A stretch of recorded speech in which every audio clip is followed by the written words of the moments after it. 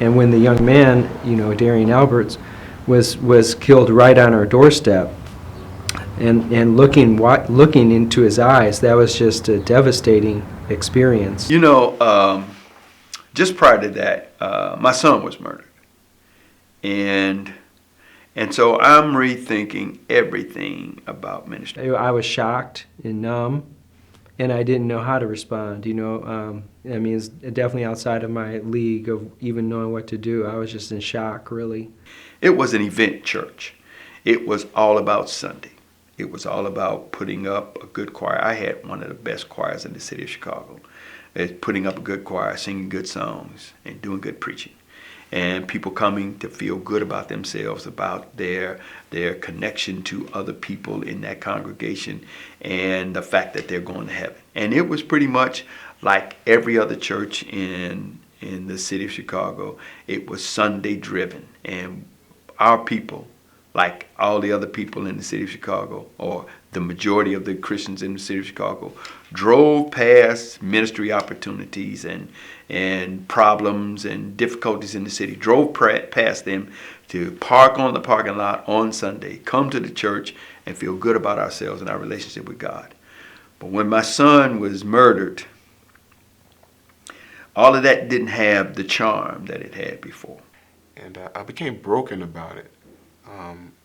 There's sometimes that I think the Lord is looking for something among us that is, are we so serious about it that our eyes get wet? I was just struggling. Yeah, what are you trying to say? What is it? What do you have for us to do? How can we be agents of peace and reconciliation in our community?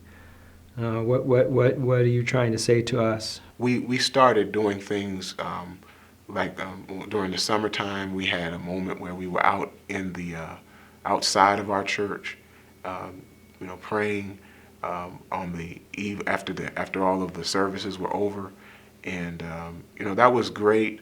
But that Sunday in our white shirts, and we come outside the house of the Lord, and maybe it even might have been for a moment to kind of give us a feel that looked like these are people of God praying, and this is great. But beyond that, the men who we really need to reach out to, the young people who are involved in these kinds of crime, they're at home asleep, and we're in our church services. And so I feel like the Lord was just waking me to say, hey, there's got to be more to it than just simply you stepping out on the porch of the church. I used to love coming to church, love the good choir, and to feel the presence and the closeness with God, and to feel good about myself and about my Christian walk with God. But there were problems in our city that we were just not addressing. There were places of rottenness, and there were darkness that we were not addressing. And when that patina of that ministry rubbed off, and I had to look full face into what is ministry all about, that led me to think this was one thing, but this was not the church as I see in the Bible. Go where the young men and women are and say to them at that moment by your presence that as we are supposed to do, the scripture says, occupy until I come back again. And the Lord can come back at any time.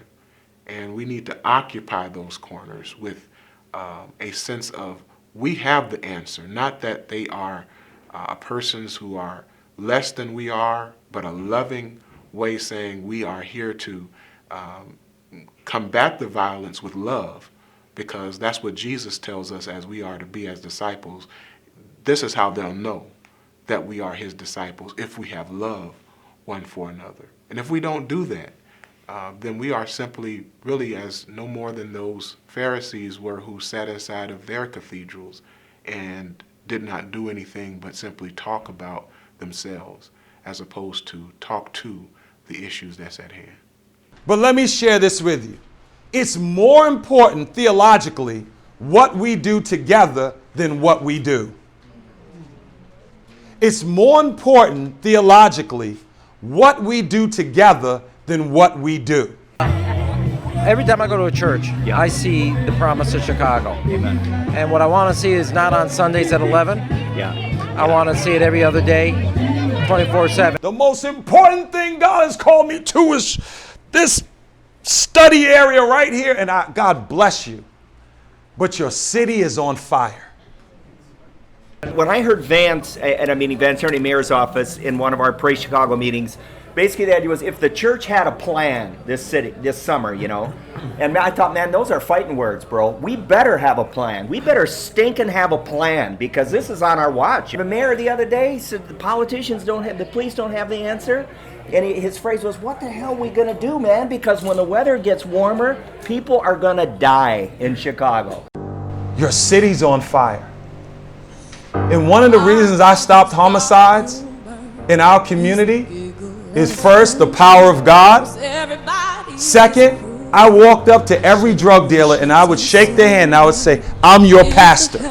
And they'd say, yo, you don't know me. I say, do you live in this area? Yeah. I said, do you have a church? No. Then I'm your pastor.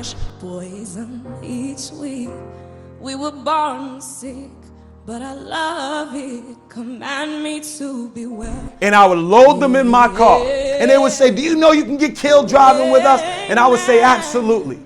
And then after a while, they would say, you're the only person ever willing to pick us up.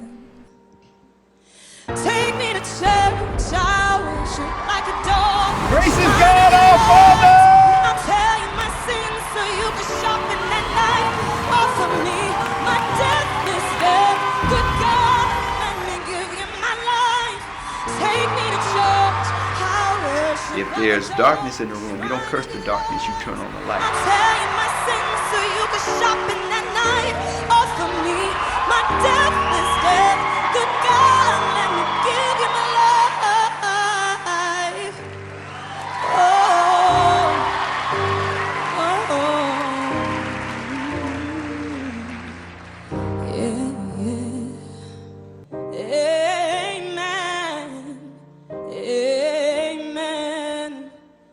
If there's violence in the city, you don't curse the violence, you make peace happen. And Jesus said, blessed are the peacemakers, for they are called the sons of God. We are peacemakers. We have the ability to make peace.